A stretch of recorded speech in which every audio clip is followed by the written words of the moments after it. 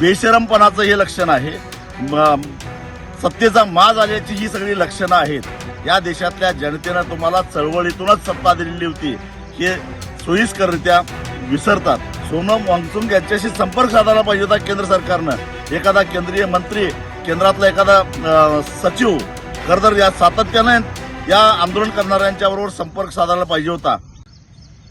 देशातल्या 24 लाख विद्यार्थ्यांच्या भावनेशी खेळ करणारे, त्याचबरोबर 21 विद्यार्थ्यांच्या आत्महत्येस कारणीभूत असणारे, नीटचा पेपर फोडणारे जे कोणी गुन्हेगार असतील, या गुन्हेगारांना रोखण्यामध्ये, विद्यार्थ्यांना स्वच्छ आणि पारदर्शक पद्धतीने नीटचे पेपर देण्यासाठी परिस्थिती निर्माण करण्यामध्ये कुठेतरी कमी पडलेले आहेत। यासाठी नैतिक जबाबदारी स्वीकारून या देशाचे शिक्षण मंत्री धर्मेंद्र प्रधान यांनी राजीनामा द्यावा म्हणून गेल्या 1 महिन्यापासून विद्यार्थी आंदोलन करत होते। आणि या विद्यार्थ्यांना पाठिंबा देण्यासाठी रॅमन मॅगसेसे पुरस्कार विजेते सोनम वांगचुक हे गेल्या 21 दिवसापासून उपोषणाला बसलेले होते। या देशातल्या सर्वसामान्य प्रत्येक नागरिकाला संविधानाच्या प्रमाणे सरकारनं घेतलेला एखादा निर्णय किंवा व्यवस्थेमध्ये निर्माण झालेल्या काही त्रुटी या संदर्भामध्ये लोकशाही मार्गानं सनदशीरपणानं व्यक्त होण्याचा निश्चितच अधिकार आहे। आणि त्या अधिकाराला अनुसरून विद्यार्थी आंदोलन करत होते। त्या अधिकाराला अनुसरून या विद्यार्थ्यांच्या पाठीमागे आम्ही ज्येष्ठ सुद्धा आहोत, शास्त्रज्ञ सुद्धा आहोत, हा संदेश देण्यासाठी म्हणून सोनम वांगचुक गेल्या 21 दिवसापासून उपोषण करत होते।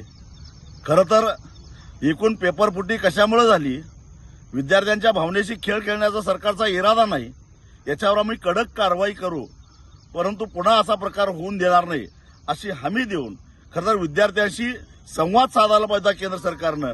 सोनम वांगचुक यांच्याशी संपर्क साधायला पाहिजे होता केंद्र सरकारनं।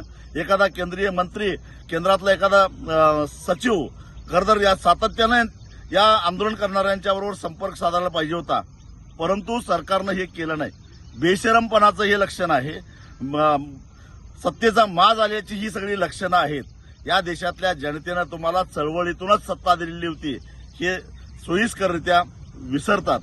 परंतु अशा पद्धतीनं जर का कोर्टाला पुढे करून शिखंडीसारखं तुम्ही जर का जन आंदोलन मोडणार असाल तर याद राखा, या देशामध्ये जसं श्रीलंकेमध्ये घडलं, बांगलादेशमध्ये घडलं, नेपाळमध्ये घडलं, तो क्षण या देशामध्ये यायला वेळ लागणार नाही।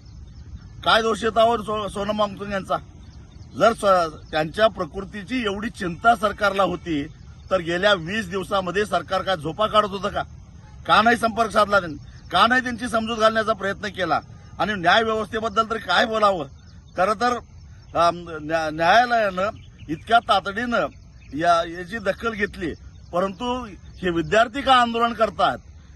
सोनम वांगचुक सारखा एक समाजसेवक ज्यानं जगभरामध्ये देशाचं नाव केलं, तो माणूस उपोषणाला का बसतो? विद्यार्थ्यांच्या मागे का उभा राहतो? याच्या मुळाशी जाण्याचा प्रयत्न कोर्टानं का नाही केला? न्याय व्यवस्थेला सुद्धा प्रश्न विचारायचा निश्चितच अधिकार आम्हाला आहे। परंतु ज्या पद्धतीनं दिल्लीतल्या महिला कुस्तीगिरांनी यौन शोषणाच्या विरोधामध्ये केलेलं आंदोलन पोलिसांच्या साह्यानं शिखंडीसारखं मोडून काढलं आणि ती चळवळ दाबली गेली, त्याच पद्धतीनं ही चळवळ दाबण्याचा प्रयत्न सरकारचा दिसतो। पण याद राखा, याच्या प्रतिक्रिया उमटल्याशिवाय राहणार नाही। 20 तारखेचा संसदेवरचा मोर्चा होऊ नये म्हणून केलेला सरकारनं हा केविलवाणा प्रयत्न आहे, पण सरकार आगीशी खेळतंय आणि ही आग सरकारला जाळल्याशिवाय राहणार नाही, एवढाच इशारा या निमित्तानं मी देतोय।